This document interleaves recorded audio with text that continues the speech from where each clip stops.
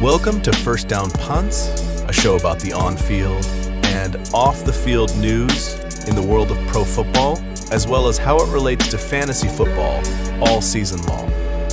Thanks for joining in, and don't forget to like, comment, and subscribe. And now, here is your host, Orcus.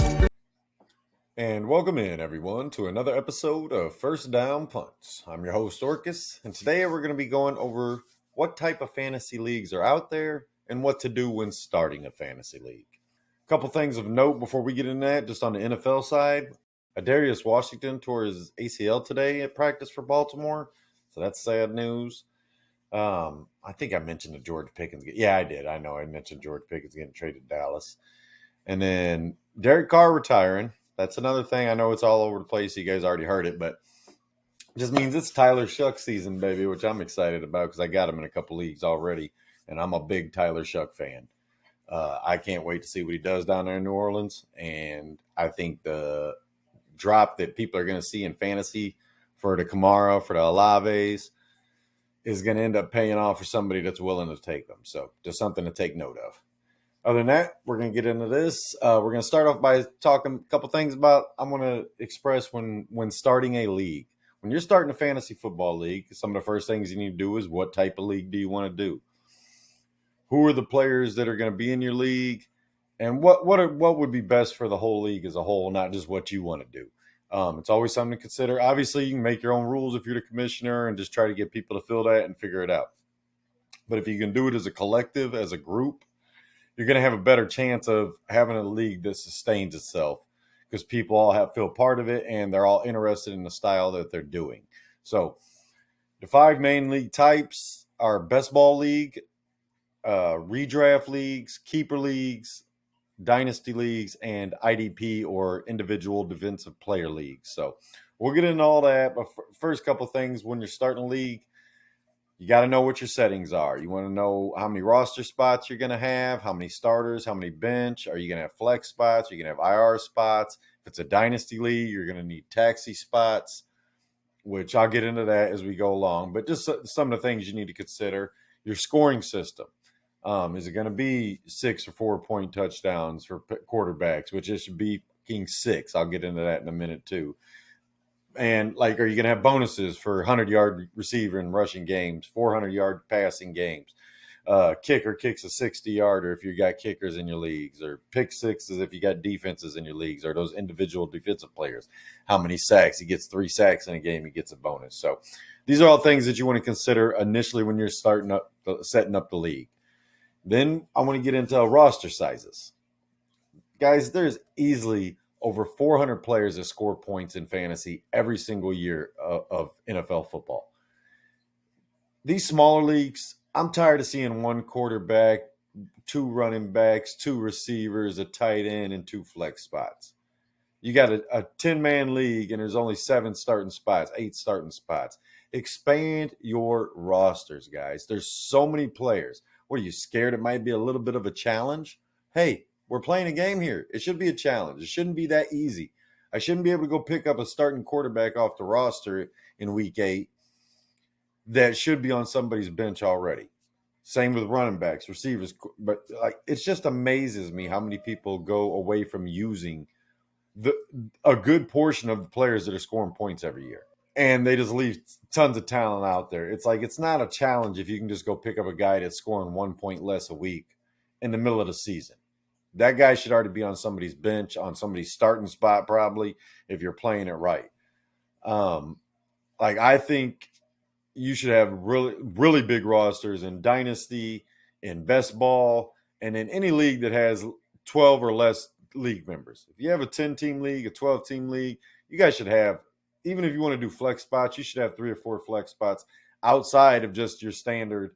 If you're in a 12-team league, you should be doing 2 quarterbacks in my mind. Whether it's a super flex, if 12 teams, I'd do super flex. In 10 teams, I would do straight up 2 quarterbacks. That's what my home league is. I've been doing it for over 20 years, guys. Trust me, you can figure it out the majority of years if you're paying attention, if you're trying hard enough, if you're paying attention to bye weeks, willing to make deals, willing to make moves. And that comes to being an active player. So that's why I say we got to figure out what type of league is right for you. Your bench sizes, if you got 10 starters, you should only have like a 5 or 6 man bench. You should never have more bench spots than you have starting spots. Even in Dynasty, that's what your taxi squad's for. That's your extra bench spots. The IR spots are your extra bench spots. In Dynasty, yes, you want to have a little bit larger of a bench than normal instead of having like half of your starting squad, maybe have like 70, 80% of it. You know what I mean? Just if you got 10 guys, maybe have a 7-man bench plus your taxi squad. But in a Dynasty league, you should be starting a lot of people unless it's like a 16-team league. There's so many players between rookies and veterans and guys in their peak, guys coming out of their peak. Just tons of players to be available to be used. And in Dynasty League, you need depth anyway. So your bench spot should be a little bit larger. Your starting spot should be larger. Flex spots, which is the ability to put players at different positions in the one starting spot. This is a very trendy thing that people love to do. I think it's harder if you just use the standard spots, or if I want to start 2 receivers or 3 receivers, they're only receiver slots.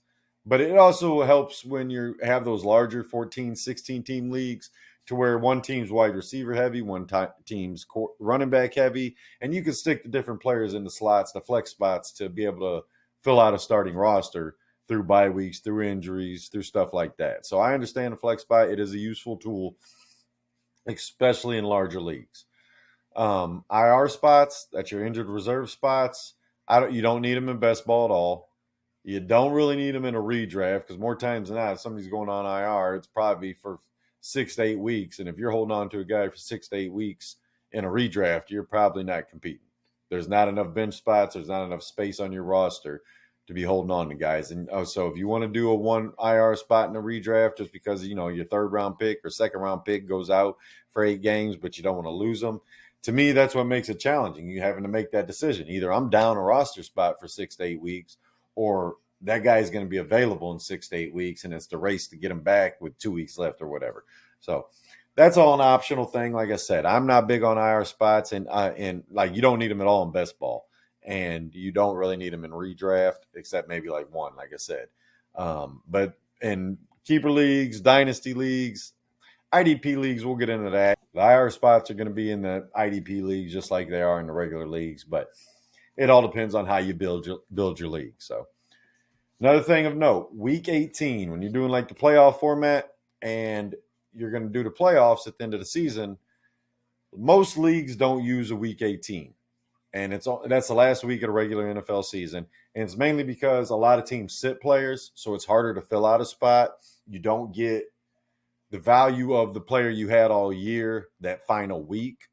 So a lot of most leagues, I should say, end in week 17. It used to be 16 when there was only 17 weeks. Now there's 18 weeks, so you stop in week 17. That's when your championship is.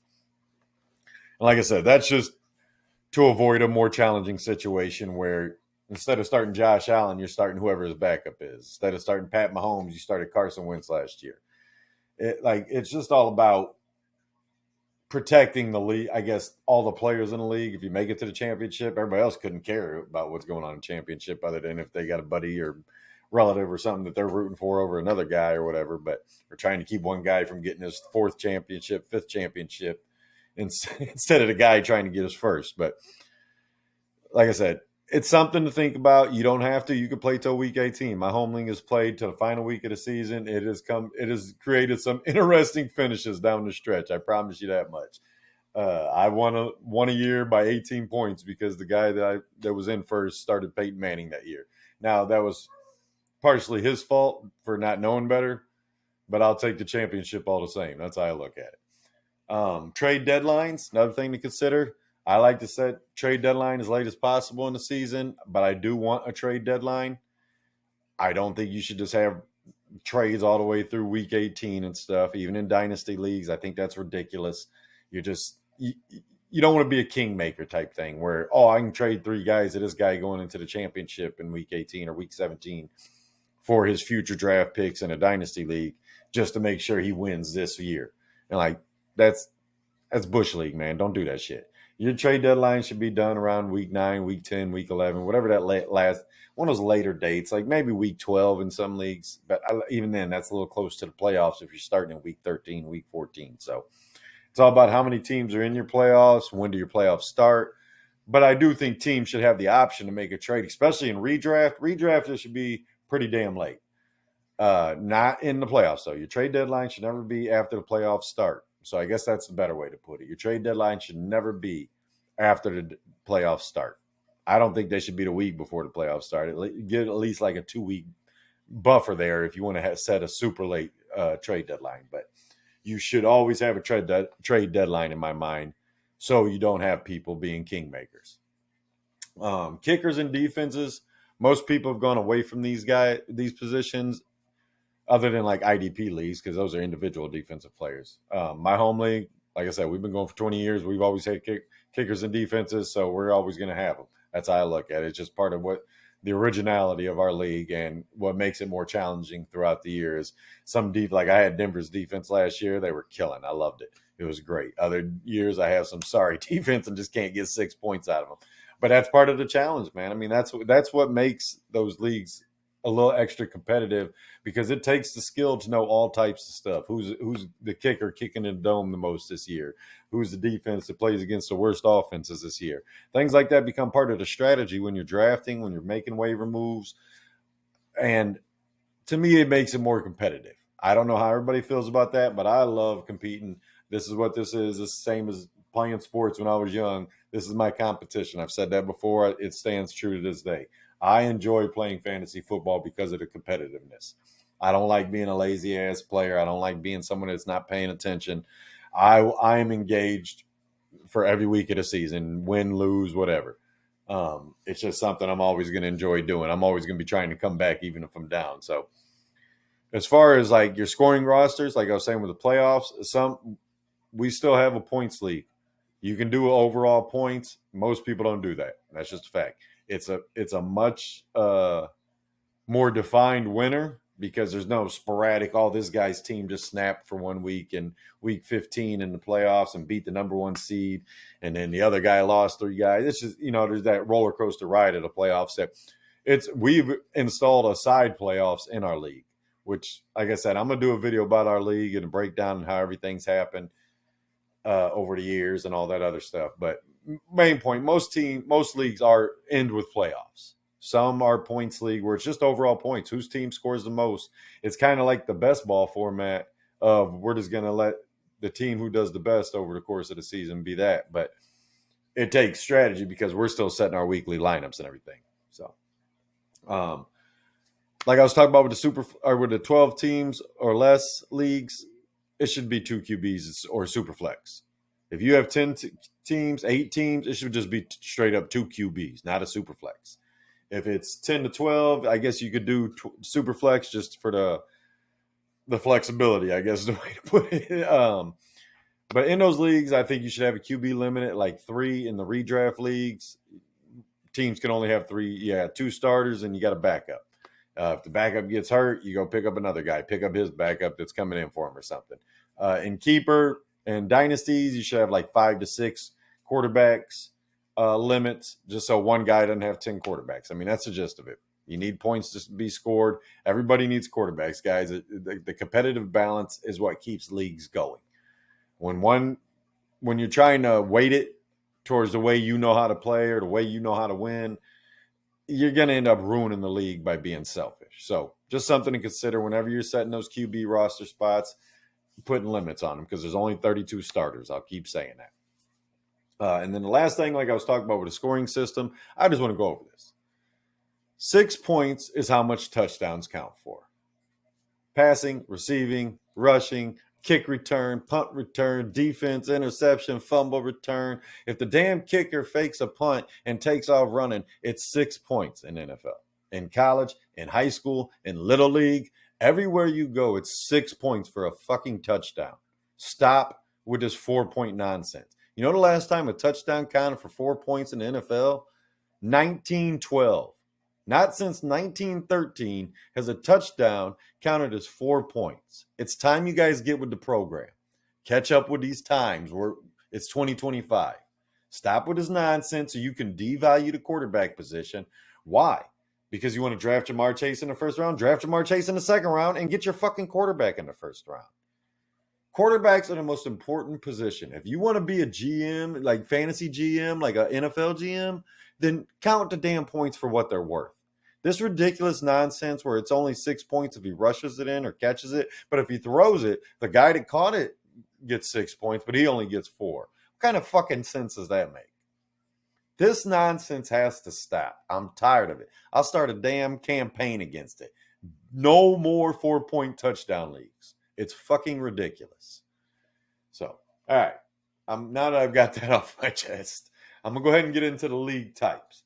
And this will help people decide what type of league they want to play in and also help you guys know what type of league you're starting. So, the first one is Best Ball League. This is a great league for beginners or those that don't have the depth knowledge of the players and the teams and all that stuff in the leagues that require more attention. Maybe you got a packed schedule. I'm always surprised that people don't have 5 to 10 minutes a day to check out their fantasy team, but hey, man, maybe that's just me. But this is a draft and forget it league. You have one main draft.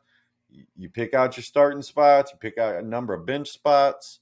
And these will have bigger bench spots or just bigger roster spots. It's usually like 20 to 25 players and like 8 starters or something like that. But the players that score the most at the positions you have slotted out for starters automatically get put it in there. You do not have to set weekly lineups.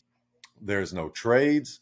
There's no waiver wire moves. There's no moves after the draft. You draft your team. If everybody on your team gets hurt, then you just stop scoring points. And that's just how the season goes.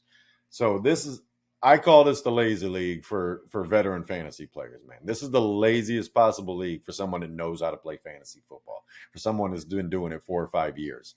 This is for the league for the guys that are just starting up. They want to see how to even play fantasy football, or the guys that are just like, look, man, I'm just filling in for, like, if you want to start a league and you can't get enough people, switch it to a best ball. Say all you got to do is draft. Then you get that league, you get them interested, and then maybe next year we switch it over to a redraft or to a keeper league or to a dynasty league. But this is great for beginners, terrible for anybody who's been playing 3, 4, 5 years. You should be beyond the best ball. All these guys, like, you want to play your weekly fantasy stuff where you get the bet and all that stuff, that's fine. Don't make it a whole damn year-long league where you draft once and never touch the league again and then find out who the winner is at the end of the season. That's the laziest shit I've ever heard of. Now, like I said, for beginners, it's probably great. Somebody doesn't really want to be in the league, but somebody's trying to get him in the league. Hey, you got a buddy at work. Hey, man, come on, I need another guy. Is it a best ball league? I'll play in a best ball league where I only draft. Like, fine, I'll do that. Because then you can just draft and leave it alone. Who gives a shit what happens? Or, like I said, for beginners that don't really know how to do it, want to get into a group, get into a league, you just go online and say, hey, man, has anybody got an open spot? Tell them you want to do a best ball. Go look online in Yahoo, Sleep, or whatever. You can find leagues out there that fit what you're looking for. But like I said, you do not have to make moves in this league. You don't have to make trades. You don't even have to fucking pay attention, which is always silly to me. If you're trying to play something, why would I only want to pay attention 2 days out the entire season? The day I draft and the day the season ends to find out if I won or not. That doesn't seem much fun to me, but like I said, I've been playing 20 years. I'd be bored out my fucking mind with that league. So other than that, like, you guys want to do what you want to do with the best ball, feel free. That's up to you guys. I've never played in the best ball league for the simple reason of I actually like playing fantasy football. So it's not my favorite league by any means, obviously. On to the next one. We have redraft leagues. Redraft league is where you do a yearly draft every year with all the players available, rookies, vets, whatever, guys that are hurt, guys that are not even on teams. You can draft whoever you want and build your team building your team from the draft.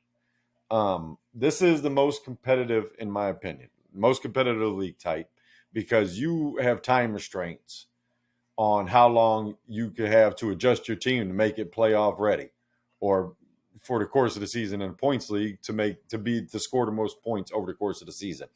They have a trade deadline in them. You set your weekly lineups, you make trades, you make waiver moves, and just it is constant paying attention.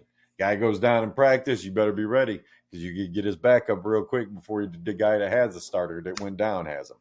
Like, it's paying attention. Now, some leagues usually have waivers that run on Tuesday night, Wednesday morning, so everybody has a fair chance to put a claim in. Some have no waiver period. You can pick a guy up in the middle of the day, drop a guy off your bench, pick up a guy the backup to the guy who just got hurt in the game at 2:30 in the afternoon. So there's definitely it's the most challenging. That's what I say. It's the most competitive because you have to be paying attention at all times. Turn on, like I was saying in the other video, use the tools, turn on the notifications, turn on Shefty, let it ESPN, NFL Network, all those places that can give you an update on an injury or a trade or whatever else that gives you the best advantage when it comes to making moves week to week, day to day.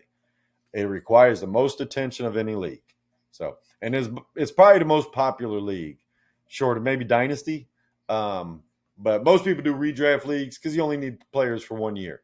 If they want to quit after that year, okay, fine, I can replace them. It's not like a Dynasty league where I got to convince a guy to take over this team from a manager that was ass and just decided to quit after he destroyed this team or something. But redraft leagues are by far one of the funnest and most competitive leagues I've ever played in. It's what our home league is. We've been playing for 20 years, and every year we draft new teams. So just something to consider. And it's usually you draw names out of hat for the first draft. Every year after that, it's 1st to 10th or 10th to 1st when it comes to picks. If you finish 10th, you get the first pick. You can do like our league did, created a lottery for the final 3 spots, the 8th, 9th, 10th spot. But that's all up to you. That goes back in your settings and decisions you guys want to make as a league when you're starting it up. The next league is a keeper league that I mentioned. This is like a semi-dynasty style league. Generally, you keep 1 to 3 players from this year to the next. I had Saquon Barkley last year in 2024. I could choose to keep him or let him go back into the draft. Sometimes, like I said, you do 2 or 3 players, and you can keep 2 or 3 players. The biggest thing about that is they cost you draft picks. Now, some leagues do where it costs you to draft pick where you drafted them the year prior. Say I drafted a guy in the 8th round. Well, then it cost me my 8th round draft pick. That's probably not the best approach to have a league sustain because it's almost like cheating. I drafted Patrick Mahomes in the 10th round his first year as a starter. I would have had Patrick Mahomes every year. Now, they also put limits on how many times you can keep a guy. It's usually 2 or 3 years in a row. I keep him this year. I keep him next year. The 3rd year, I got to let him go back into the draft. And that's just so you might as well be playing a dynasty league if you want to keep a guy for 9 years. I mean, that's just the facts. What else would I want to say here? Like I said, they're similar to redraft, but they're semi-dynasty because redraft, you're still going to have a main draft every year. It's just going to be missing the players that are on the keeper list. These guys, 9 players got kept out of a 12-team league. The other 3 teams let their guys go back into the draft. Those 9 teams lose their first-round pick or second-round pick. Sometimes it's like ADP when you're sacrificing what pick. Oh, this guy's scheduled to go in the 3rd round, then I have to give up my 3rd-round pick. But then that gets into the argument of, well, what ADP are we using? Are we using Yahoos? Are we using sleepers? Are we using underdogs? Are we using ESPNs? Whatever. You got to get into a discussion about what it is. That's why I think you should just automatically, if I'm keeping a guy, I got to give up my 1st-round pick. If I'm keeping 2 guys, I got to give up my 1st and 2nd-round pick. And that's the easiest way to make it the toughest decision for people to do.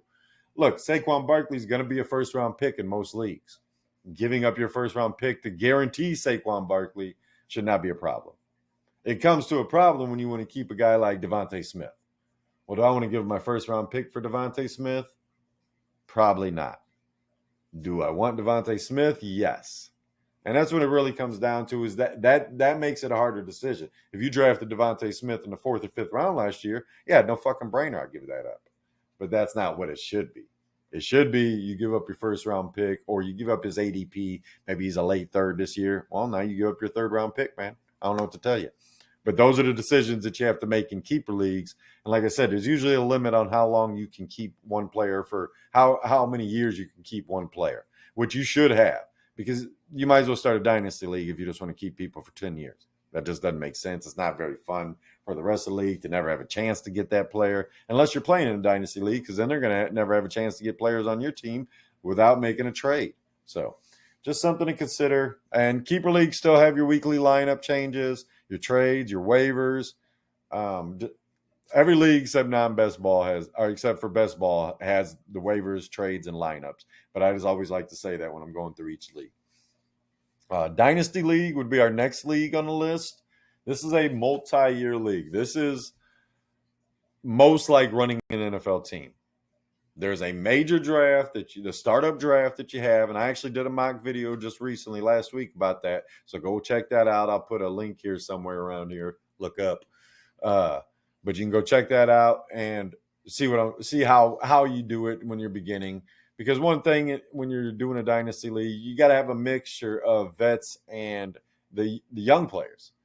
Some people just want to draft all young players, but you have no chance to win this year. Just like I was talking about in the video the other day, barring some miracle. I drafted all really young guys and none of them have hit their peak. But in 5 years, I'm going to be great. Well, that doesn't make much fucking sense. I want to win this year. So having that mixture of vets and youth, being able to trade future draft picks, these are all things that you can do in a dynasty league that you can't do in any other league. Usually large rosters. Like I said, if you're doing a dynasty league, you need large rosters, preferably large starting spots if it's 12 teams or less. Taxi squads. This is where you put first and second year guys. You can honestly, you set the limit on how many years a player can have to be in the taxi squad.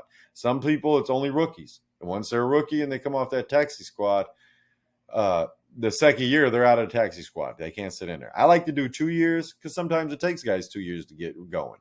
You draft a guy in the fourth round of some rookie draft, but you really like him as a player, but you know it's going to take a year. He's got a veteran ahead of him. And then maybe it takes him a year and a half, 2 years. Well, I don't want that guy just sitting on my bench or be forced to drop him. So I usually do taxi squad at 2 years for players.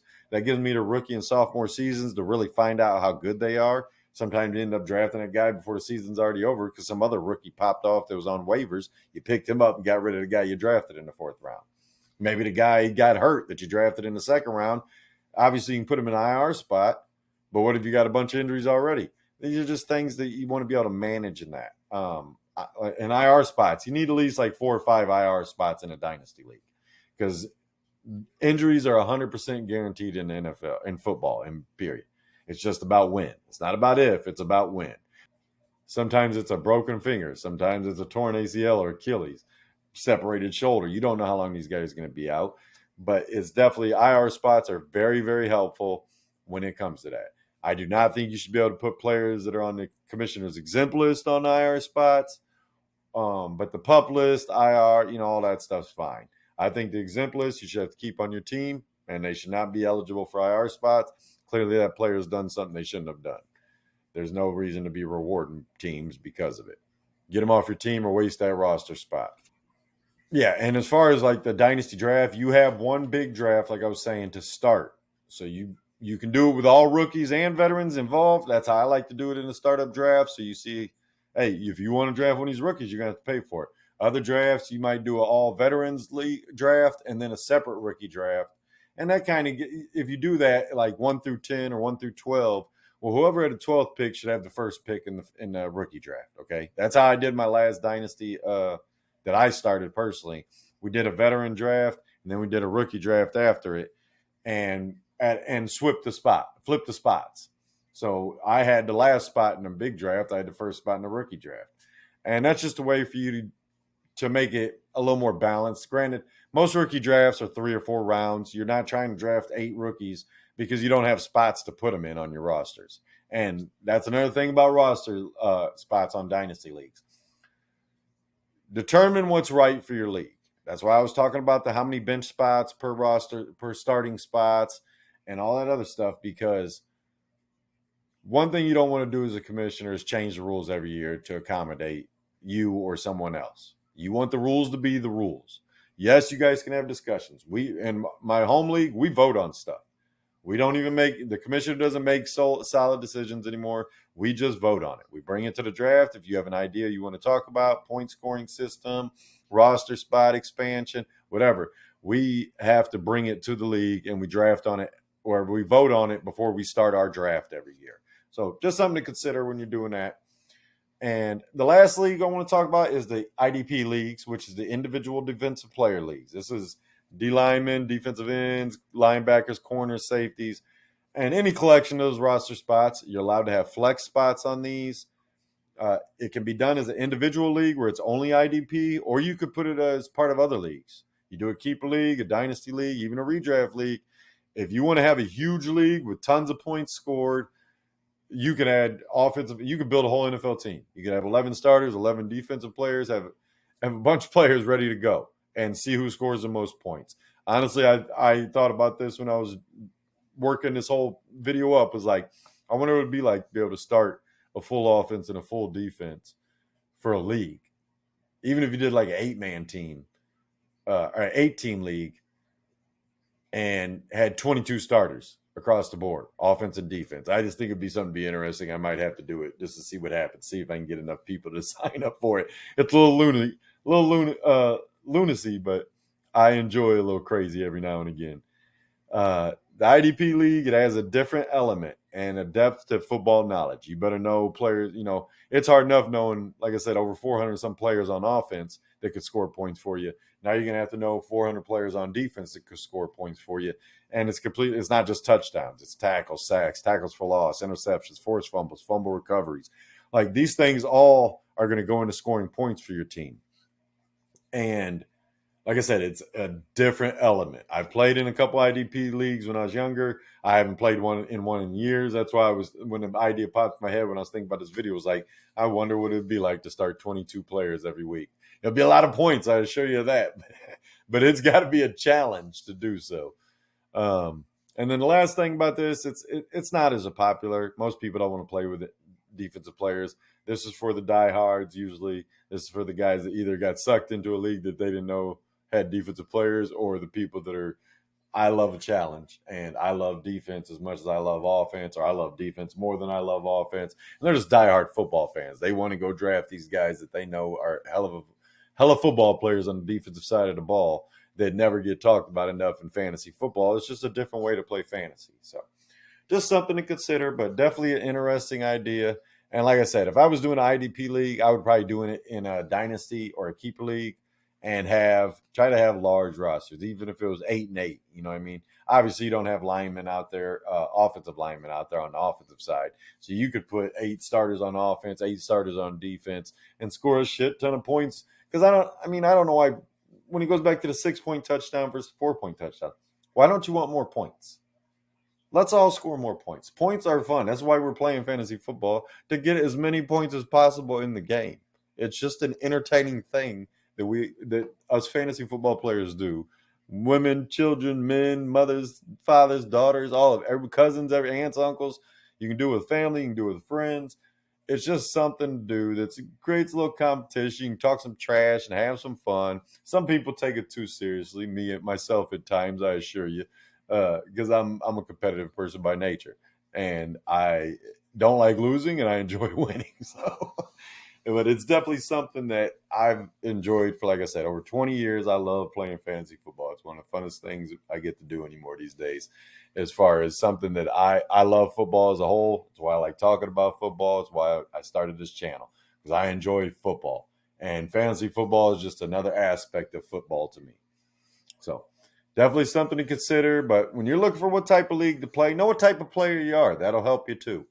And when you figure that all out, you get enough people together. I've been blessed enough to have a bunch of friends that I've been in the one league with for years. And I don't take that for granted. I know not everybody has 10, 12 people around that want to play fantasy football. And that's what I say. Get on these boards, man. Get on these message boards and stuff that you see on these websites. Hey, man, I want to join a league. If you're someone who doesn't have enough people to play in a league, or you just want to start out and you don't know what to do and you don't know how to set up a league, just go join a league and see how it is. Maybe you can join another league. I've gotten in 5 other leagues because of one league I joined off of social media. It's like, it doesn't bother me at all. I love playing. I check. They're all weekly rosters. I told you I don't play best ball because it's not my style. I love drafting. Don't fool yourself. Draft day is the best day of the year to me in our home league. It's a 5-6 hour experience of drafting football players, like we're real NFL GMs and stuff, and gets to let us live that's why it's called fantasy, right? This is a little bit of a fantasy for everyone that's playing this game, that we get to run our own team. Sometimes it's a disaster, sometimes it's a success. But at the end of the day, it should be fun for everybody. And it should be competitive. And there should be competitive balance. That's why I talk about the limits on the quarterbacks, the rules you're going to set. Like, these are all things that you got to take into consideration. And that's why you should communicate. If you do know the people you're going to play in a league with, communicate that. Or if you're joining a league, say, hey, man, let me look at the rules before I guarantee I want to join this league or something. But other than that, guys, that's all I got to say for today. I hope everyone's having a good afternoon, good evening, good morning, whatever time you're watching. Till next time, I'm out.